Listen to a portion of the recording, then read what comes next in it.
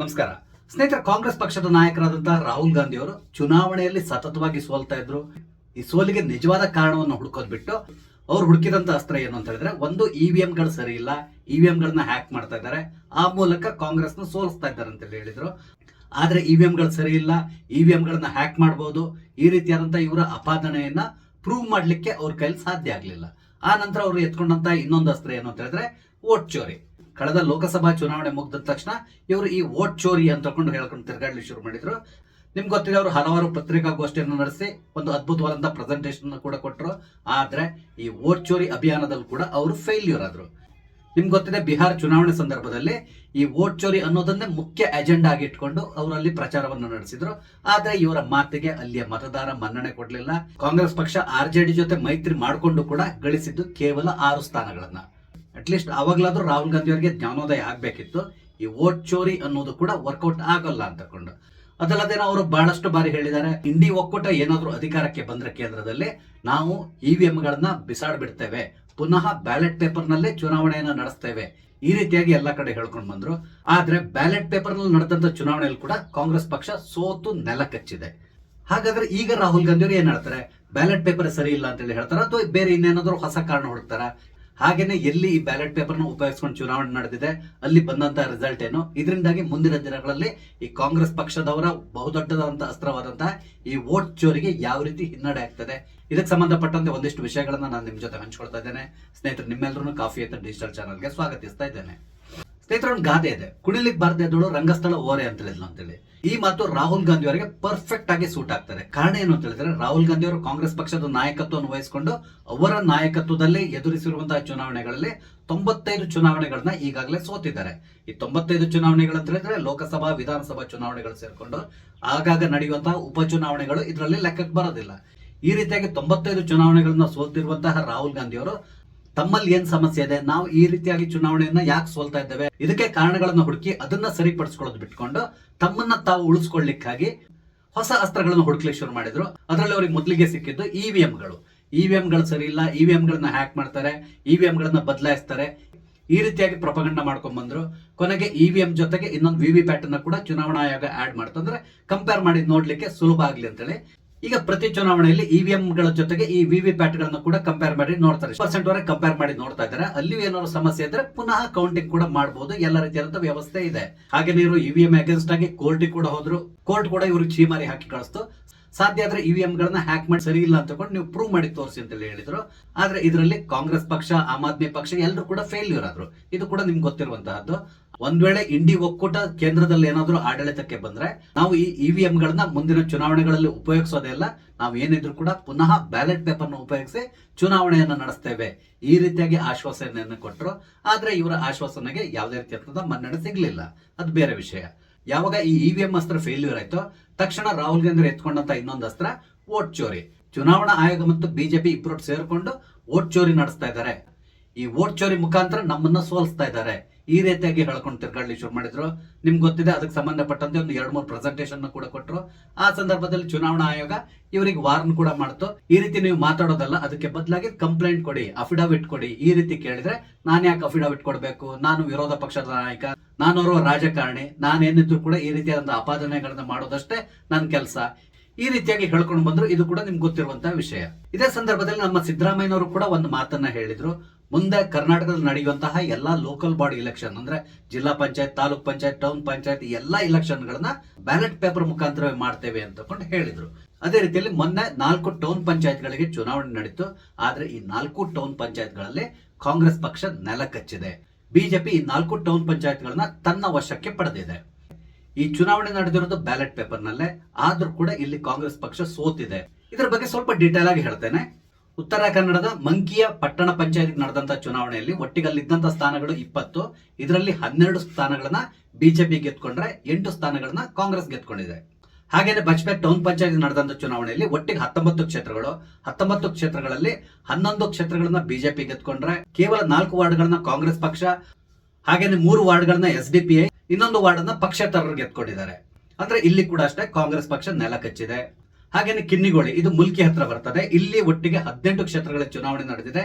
ಈ 18ರಲ್ಲಿ 10 ಕ್ಷೇತ್ರಗಳನ್ನ ಬಿಜೆಪಿ ಗೆದ್ಕೊಂಡ್ರೆ 8 ಕ್ಷೇತ್ರಗಳಲ್ಲಿ ಕಾಂಗ್ರೆಸ್ ಜಯವನ್ನ ಗಳಿಸಿದೆ. ನಂತರ ಬಾಶೆಟ್ಟಿಹಳ್ಳಿ, ಇದು ಬೆಂಗಳೂರು ಗ್ರಾಮಾಂತರಕ್ಕೆ ಬರುತ್ತೆ, ಮೋಸ್ಟ್ಲಿ ದೊಡ್ಡಬಳ್ಳಾಪುರ ಬರ್ತದೆ ಅನಿಸ್ತದೆ. ಇಲ್ಲಿ ಕೂಡ ಅಷ್ಟೇ 19 ಕ್ಷೇತ್ರಗಳಿಗೆ ಚುನಾವಣೆ ನಡೆದಿತ್ತು. ಈ 19 ಕ್ಷೇತ್ರಗಳಲ್ಲಿ 14 ಕ್ಷೇತ್ರಗಳನ್ನ ಬಿಜೆಪಿ ಗೆದ್ಕೊಂಡ್ರೆ 3 ಕ್ಷೇತ್ರಗಳಲ್ಲಿ ಕಾಂಗ್ರೆಸ್ ಜಯವನ್ನ ಗಳಿಸಿದೆ. ಇನ್ನುಳಿದ 2ರಲ್ಲಿ ಒಂದು ಜೆಡಿಎಸ್, ಒಂದು SDPI ಗೆದ್ಕೊಂಡಿದೆ. ಅಂದ್ರೆ ಈ 4 ಪಟ್ಟಣ ಪಂಚಾಯತ್ಗಳಲ್ಲಿ ಕಾಂಗ್ರೆಸ್ ಉತ್ತಮವಾದಂತಹ ಸಾಧನೆಯನ್ನ ತೋರಲಿಲ್ಲ. ಈ ಚುನಾವಣೆ ಎಲ್ಲದೂ ನಡೆದಿರೋದು ಬ್ಯಾಲೆಟ್ ಪೇಪರ್ ಉಪಯೋಗಿಸಿಕೊಂಡು.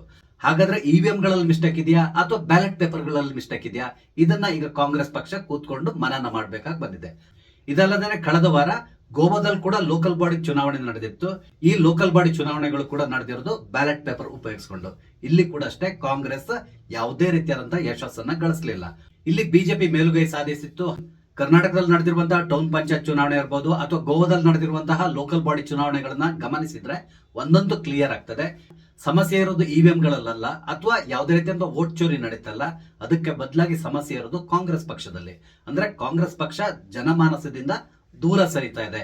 ಇವರು ನಡ್ಕೊಳ್ತಾ ಇರುವಂತಹ ರೀತಿ ಇರಬಹುದು ಅಥವಾ ಇವ್ರು ನಡೆಸ್ತಾ ಇರುವಂತಹ ಆಡಳಿತ ಇರಬಹುದು, ಇದರಿಂದ ಜನ ಬೇಸತ್ತಿದ್ದಾರೆ ಅನ್ನೋದು ಈ ಚುನಾವಣೆಯಿಂದ ಗೊತ್ತಾಗ್ತಾ ಇದೆ. ನಾವು ಗೋವಾದ ಬಗ್ಗೆ ಮಾತಾಡೋದು ಬೇಡ ಬಿಡಿ, ಅದು ನಮ್ಮ ರಾಜ್ಯ ಅಲ್ಲ. ಆದ್ರೆ ಕರ್ನಾಟಕದ ಬಗ್ಗೆ ಮಾತಾಡೋದಾದ್ರೆ ಮೋಸ್ಟ್ಲಿ ಇಲ್ಲಿವರೆಗೂ ಕೂಡ ಯಾವುದೇ ಚುನಾಯಿತ ಸರ್ಕಾರ ಇಷ್ಟೊಂದು ಬೇಗ ಆಡಳಿತ ವಿರೋಧಿ ಅಲೆಯನ್ನ ಎದುರಿಸಿದಂತಹ ಉದಾಹರಣೆ ಕರ್ನಾಟಕದಲ್ಲಿ ಇಲ್ಲ. ಆದ್ರೆ ಈ ಬಾರಿ ಕಾಂಗ್ರೆಸ್ ಪಕ್ಷ ಕೇವಲ 2.5 ವರ್ಷ ಕಳೆಯೋದ್ರೊಳಗಡೆ ಆಡಳಿತ ವಿರೋಧಿ ಅಲೆಯನ್ನ ಫೇಸ್ ಮಾಡ್ತಾ ಇದೆ. ಇದಕ್ಕೆ ಮುಖ್ಯ ಕಾರಣ ಸಿದ್ದರಾಮಯ್ಯನವರ ಸರ್ಕಾರ ನಡೆಸ್ತಾ ಇರುವಂತಹ ಆಡಳಿತ. ನಿಮ್ಗೆ ಗೊತ್ತಿದೆ ಕರ್ನಾಟಕದಲ್ಲಿ ಆಡಳಿತ ಯಾವ ರೀತಿ ನಡೀತಾ ಇದೆ ಅಂತೇಳಿ. ದಿನ ಬೆಳಗಾದ್ರೆ ಮುಖ್ಯಮಂತ್ರಿ ಬದಲಾವಣೆ ಆಗ್ತದ ಇಲ್ವಾ, ಈ ರೀತಿಯಾದ ಚರ್ಚೆಗಳನ್ನು ಹುಟ್ಟು ಹಾಕ್ತಾ ಇದ್ದಾರೆ. ಹಾಗೇನೆ ಸಿದ್ದರಾಮಯ್ಯನವರ ಬಣ, DK ಶಿವಕುಮಾರ್ ಅವರ ಬಣ, ಹಾಗೇನೆ ಇನ್ನೊಂದು ತಟಸ್ಥ ಬಣ. ಈ 3 ಬಣಗಳ ನಡುವೆ ನಡೀತಾ ಇರುವಂತಹ ಪೈಪೋಟಿಯಿಂದಾಗಿ ಕರ್ನಾಟಕದಲ್ಲಿ ಆಡಳಿತ ಅನ್ನೋದು ಹಳ್ಳ ಹಿಡಿದು ಹೋಗ್ಬಿಟ್ಟಿದೆ. ಹಾಗೇನೆ ಇವರು ಚುನಾವಣೆಯನ್ನ ಗೆಲ್ಬೇಕು ಅನ್ನೋ ನಿಟ್ಟಿನಲ್ಲಿ ಘೋಷಿಸಿರುವಂತಹ ಈ ಗ್ಯಾರಂಟಿ ಯೋಜನೆಗಳು, ನೀವು ಸಿದ್ದರಾಮಯ್ಯನವರು ಆಗಾಗ ಮಾಡುವಂತಹ ಭಾಷಣಗಳನ್ನ ಗಮನಿಸಿದಾಗ ಒಂದಂತೂ ಕ್ಲಿಯರ್ ಆಗ್ತದೆ. ಇವರು ಹೋದಲ್ಲಿ ಬಂದಲ್ಲಿ ಹೇಳ್ತಾ ಇರೋದೇನು ಅಂತ ಹೇಳಿದ್ರೆ, ನಾವು ಈ ಗ್ಯಾರಂಟಿ ಯೋಜನೆಗಳಿಂದಾಗಿ ಕರ್ನಾಟಕವನ್ನ ಉದ್ಧಾರ ಮಾಡ್ತಾ ಇದ್ದೇವೆ ಅಂತ ಹೇಳಿ ಹೇಳ್ತಾ ಇದ್ದಾರೆ. ಆದ್ರೆ ಮೊನ್ನೆ ನಡೆದಂತಹ ಈ ಟೌನ್ ಪಂಚಾಯತ್ ಚುನಾವಣಾ ರಿಸಲ್ಟ್ ನೋಡಿದಾಗ ಒಂದಂತೂ ಕ್ಲಿಯರ್ ಆಗ್ತದೆ, ಸಿದ್ದರಾಮಯ್ಯನವರ ಗ್ಯಾರಂಟಿ ಯೋಜನೆಗಳಿಂದಾಗಿ ಜನರು ಸಂತುಷ್ಟರಾಗಿಲ್ಲ. ಅಂದ್ರೆ ಇವರ ಗ್ಯಾರಂಟಿ ಯೋಜನೆಗಳೇ ಇವರಿಗೆ ಮುಳುವಾಗುವಂತ ಸಾಧ್ಯತೆಗಳು ಕಾಣಿಸ್ತಾ ಇದೆ. ನಿಮ್ಗೆ ಈಗಾಗಲೇ ಗೊತ್ತಿದೆ, ಈ ಗ್ಯಾರಂಟಿ ಯೋಜನೆಯ ಹೊರೆಯಿಂದಾಗಿ ಕರ್ನಾಟಕದಲ್ಲಿ ಯಾವುದೇ ರೀತಿಯಾದಂತಹ ಅಭಿವೃದ್ಧಿ ಕಾರ್ಯ ನಡೀತಾ ಇಲ್ಲ. ಇವರು ಈ ಗ್ಯಾರಂಟಿ ಯೋಜನೆಗಳನ್ನ ಸ್ವಲ್ಪ ಸೈಂಟಿಫಿಕ್ ಆಗಿ ಯೋಚನೆ ಮಾಡಿ ಕೊಡ್ಬೇಕಾಗಿತ್ತು. ಆದ್ರೆ ಬೇಕಾಬಿಟ್ಟಿಯಾಗಿ ಎಲ್ರಿಗೂ ಈ ಯೋಜನೆಯನ್ನ ಅನ್ವಯ ಮಾಡಿಬಿಟ್ರು. ಇದರಿಂದಾಗಿ ಉಳ್ಳವರು ಕೂಡ ಇದರ ಅನುಕೂಲವನ್ನ ಪಡ್ಕೊಳ್ತಾ ಇದ್ದಾರೆ. ಯಾವುದೇ ಸರ್ಕಾರದ ಈ ರೀತಿಯಾದಂತಹ ಉಚಿತ ಯೋಜನೆಗಳು ಅರ್ಹರಿಗೆ ಮಾತ್ರ ತಲುಪಿದ್ರೆ ಆ ಯೋಜನೆ ಸಕ್ಸಸ್ ಆಗ್ತದೆ. ಆದ್ರೆ ಇಲ್ಲಿ ಬೇಡದಿದ್ದವರಿಗೂ ಕೂಡ ಈ ಯೋಜನೆಯ ಲಾಭ ಸಿಗ್ತಾ ಇರೋದ್ರಿಂದ ಕರ್ನಾಟಕ ಸರ್ಕಾರದ ಮೇಲೆ ಹೊರೆ ಜಾಸ್ತಿ ಆಗ್ತದೆ. ಈ ಹೊರೆಯನ್ನ ನಿಭಾಯಿಸಲಿಕ್ಕಾಗಿ ಸರ್ಕಾರ ಅಲ್ಲಿ ಸಾಲವನ್ನ ಕೂಡ ಮಾಡ್ಕೊಂಡು ಹೋಗ್ತಾ ಇದೆ. ಹಾಗೇನೆ ಅಗತ್ಯ ವಸ್ತುಗಳ ಮೇಲೆ ಒಂದಿಷ್ಟು ಟ್ಯಾಕ್ಸ್ ಗಳನ್ನು ಕೂಡ ಹಾಕೊಂಡು ಹೋಗ್ತಾನೆ ಇದ್ದಾರೆ. ಇದರಿಂದಾಗಿ ಸರ್ಕಾರದ ಮೇಲೆ ಜನರಿಗೆ ಅಪನಂಬಿಕೆ ಪ್ರಾರಂಭ ಆಗಿದೆ. ಈಗಾಗಲೇ ಈ ಸರ್ಕಾರ ಯಾವಾಗ ಹೋಗ್ತದೋ ಅಂತ ಹೇಳ್ಕೊಂಡು ಜನ ಹಿಡಿ ಶಾಪ ಹಾಕ್ತಾ ಇದ್ದಾರೆ. ಆದ್ರೆ ಏನು ಮಾಡ್ಲಿಕ್ಕಿಲ್ಲ. ಮುಂದಿನ 2.5 ವರ್ಷಗಳವರೆಗೆ ನಾವೆಲ್ಲರೂ ಸಹಿಸ್ಕೊಂಡು ಹೋಗ್ಬೇಕಾಗಿದೆ. ಅಟ್ಲೀಸ್ಟ್ ಈ ಚುನಾವಣೆಯ ರಿಸಲ್ಟ್ ಅನ್ನು ನೋಡಿದ ಮೇಲಾದ್ರೂ ರಾಹುಲ್ ಗಾಂಧಿ ಇರ್ಬೋದು ಅಥವಾ ನಮ್ಮ ರಾಜ್ಯದ ನಾಯಕರು ಇರ್ಬೋದು, ಇವಿಎಂಗಳನ್ನ ದೂಷಿಸೋದು, ವೋಟ್ ಚೋರಿ ಅಂತ ತಕೊಂಡು ಸುಳ್ಳು ಹೇಳ್ಕೊಂಡು ತಿರ್ಗೋದು, ಇದನ್ನೆಲ್ಲ ಬಿಟ್ಟು ಜನ ಏನಿದ್ರು ಕೂಡ ಸರ್ಕಾರ ಚೆನ್ನಾಗಿ ಕೆಲಸ ಮಾಡಿದ್ರೆ ಅವ್ರಿಗೆ ವೋಟ್ ಹಾಕ್ತಾರೆ, ಇಲ್ಲ ಅಂದ್ರೆ ನಮ್ಮನ್ನ ತಿರಸ್ಕರಿಸ್ತಾರೆ. ಈ ಮಾತನ್ನ ಇವರು ಅರಿತುಕೊಂಡು ಮುಂದಿನ ಚುನಾವಣೆ ಒಳಗಡೆ ತಮ್ಮಲ್ಲಿರುವಂತಹ ಎಲ್ಲ ಸಮಸ್ಯೆಗಳನ್ನು ನಿವಾರಣೆ ಮಾಡಿಕೊಂಡು ಜನರಿಗೆ ಉತ್ತಮವಾದಂತಹ ಆಡಳಿತವನ್ನು ಕೊಟ್ಟರೆ ಖಂಡಿತವಾಗಿ ಮುಂದಿನ ಚುನಾವಣೆ ಸಂದರ್ಭದಲ್ಲಿ ಕಾಂಗ್ರೆಸ್ ಪಕ್ಷದ ಮರ್ಯಾದೆ ಕರ್ನಾಟಕದಲ್ಲಿ ಉಳಿತದೆ. ಇಲ್ಲಿ ಮರ್ಯಾದೆ ಅಂತ ಹೇಳ್ಕೊಂಡು ಯಾಕೆ ಹೇಳ್ತಾ ಇದ್ದೇನೆ ಅಂತ ಹೇಳಿದ್ರೆ, ಖಂಡಿತವಾಗಿ ಮುಂದಿನ ಚುನಾವಣೆಯಲ್ಲಿ ಕಾಂಗ್ರೆಸ್ ಪಕ್ಷ ಪುನಃ ಆರಿಸಿ ಬರೋದಿಲ್ಲ. ಇದಕ್ಕೆ ಮುಖ್ಯ ಕಾರಣ ಬಿಜೆಪಿ ಮತ್ತು JDS ಮೈತ್ರಿಯನ್ನ ಮಾಡ್ಕೊಂಡಿದೆ. 2023 ಚುನಾವಣೆಯಲ್ಲಿ ಒಕ್ಕಲಿಗರು ಕಾಂಗ್ರೆಸ್ ಪಕ್ಷದ ಜೊತೆ ನಿಂತರು. ಆ ಬಾರಿ ಕಾಂಗ್ರೆಸ್ ಪಕ್ಷದ ಜೊತೆಗೆ ನಿಲ್ಲಿಕ್ಕೂ ಕೂಡ ಮುಖ್ಯ ಕಾರಣ DK ಶಿವಕುಮಾರ್ ಅವರು ಮುಖ್ಯಮಂತ್ರಿ ಆಗ್ತಾರೆ ಅಂತೇಳಿ. ಆದ್ರೆ ಯಾವುದೇ ಕಾರಣಕ್ಕೆ DK ಶಿವಕುಮಾರ್ ಅವ್ರನ್ನ ಮುಖ್ಯಮಂತ್ರಿ ಮಾಡುವಂತಹ ಸಾಧ್ಯತೆಗಳು ಕಾಣಿಸ್ತಾ ಇಲ್ಲ. ಇದರಿಂದಾಗಿ ಮುಂದಿನ ಚುನಾವಣೆ ಸಂದರ್ಭದಲ್ಲಿ ಒಕ್ಕಲಿಗರು ಕೂಡ ಕಾಂಗ್ರೆಸ್ ಪಕ್ಷವನ್ನ ಕೈ ಬಿಡುವಂತ ಸಾಧ್ಯತೆ ಇದೆ. ಹಾಗೇನೆ ಸಿದ್ದರಾಮಯ್ಯನವರು ಅಹಿಂದ ಮತವನ್ನು ಜಪ ಮಾಡಿಕೊಂಡು ಚುನಾವಣೆಯನ್ನು ಎದುರಿಸಿದ್ರು ಕೂಡ ಜನರು ಇವರ ಪರವಾಗಿ ನಿಲ್ಲೋದು ಬಹಳಷ್ಟು ಕಷ್ಟ ಅನಿಸ್ತಾ ಇದೆ. ಅದರ ಮುನ್ಸೂಚನೆ ಈ ಪಟ್ಟಣ ಪಂಚಾಯತ್ ಚುನಾವಣೆಗಳಲ್ಲಿ ಕಾಣಿಸ್ತಾ ಇದೆ. ಹಾಗೇನೆ ಮುಂದೆ ಪಂಚಾಯತ್ ಚುನಾವಣೆ, ತಾಲೂಕ್ ಪಂಚಾಯತ್, ಜಿಲ್ಲಾ ಪಂಚಾಯತ್ ಚುನಾವಣೆಗಳು ಕೂಡ ಬರ್ಲಿಕ್ಕಿದೆ. ಆ ಸಂದರ್ಭದಲ್ಲಿ ಕಾಂಗ್ರೆಸ್ನ ಹಣೆ ಬರ ನಿಚ್ಚಳ ಆಗ್ತದೆ. ಓವರ್ ಆಲ್ ಆಗಿ ಹೇಳ್ಬೇಕು ಅಂತ ಹೇಳಿದ್ರೆ, ರಾಹುಲ್ ಗಾಂಧಿ ಅವರು ಇನ್ನು ಮುಂದಾದ್ರೂ ಕಾಂಗ್ರೆಸ್ ಪಕ್ಷ ಈ ರೀತಿಯಾಗಿ ಸೋಲಿಕ್ಕೆ ನಿಜವಾದ ಕಾರಣ ಏನು ಅದನ್ನ ಹುಡುಕಿ ಅದ್ರ ಮೇಲೆ ಇವ್ರು ವರ್ಕ್ ಮಾಡೋದನ್ನ ಬಿಟ್ಟು ಈ ರೀತಿಯಾಗಿ ವೋಟ್ ಚೋರಿ, ಇವಿಎಂ ಸರಿ ಇಲ್ಲ, ಈ ತರ ಹೇಳ್ಕೊಂಡು ತಿರುಗಾಡೋದನ್ನ ಬಿಡೋದು ಒಳ್ಳೇದು ಅನಿಸ್ತದೆ. ಆದ್ರೆ ಮಹಾನ್ ಬುದ್ಧಿವಂತರಾದಂತಹ ರಾಹುಲ್ ಗಾಂಧಿ ಅವರಿಗೆ ಬುದ್ಧಿ ಹೇಳುವಂತಹ ಬುದ್ಧಿವಂತರು ಕಾಂಗ್ರೆಸ್ ಪಕ್ಷದಲ್ಲಿ ಸದ್ಯಕ್ಕೆ ಯಾರು ಇಲ್ಲ. ಒಂದ್ ವೇಳೆ ಯಾರು ಬುದ್ಧಿ ಹೇಳಿದ್ರು ಕೂಡ ಅದನ್ನ ಅವ್ರು ಕೇಳುವಂತ ಪರಿಸ್ಥಿತಿಯಲ್ಲಿ ಇಲ್ಲ. ಕಾರಣ ಏನು ಅಂತ ಹೇಳಿದ್ರೆ ಅವರು ರಾಹುಲ್ ಗಾಂಧಿ.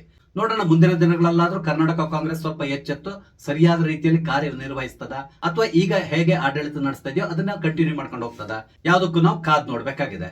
ಸ್ನೇಹಿತರೆ, ನಿಮ್ಗೆ ಏನಿಸ್ತದೆ? ಒಂದ್ ವೇಳೆ 2028ರ ಚುನಾವಣೆಯನ್ನ ಬ್ಯಾಲೆಟ್ ಪೇಪರ್ ನಲ್ಲಿ ನಡೆಸಿದ್ರೆ ಕರ್ನಾಟಕದಲ್ಲಿ ಕಾಂಗ್ರೆಸ್ ಪಕ್ಷ ಜಯ ಗಳಿಸಬಹುದಾ? ನಿಮ್ಮ ಅನಿಸಿಕೆಗಳನ್ನ ದಯವಿಟ್ಟು ಕಮೆಂಟ್ ಮುಖಾಂತರ ತಿಳಿಸಿ. ಹಾಗೇನೆ ನಾನು ಇಲ್ಲಿ ಹಂಚ್ಕೊಂಡಂತ ಮಾಹಿತಿ ನಿಮ್ಗೆ ಇಷ್ಟ ಆದ್ರೆ ಲೈಕ್ ಮಾಡಿ, ಶೇರ್ ಮಾಡಿ, ದಯವಿಟ್ಟು ನನ್ನ ಚಾನಲ್ ಸಬ್ಸ್ಕ್ರೈಬ್ ಮಾಡಿ. ನಮಸ್ತೆ, ಜೈ ಹಿಂದ್.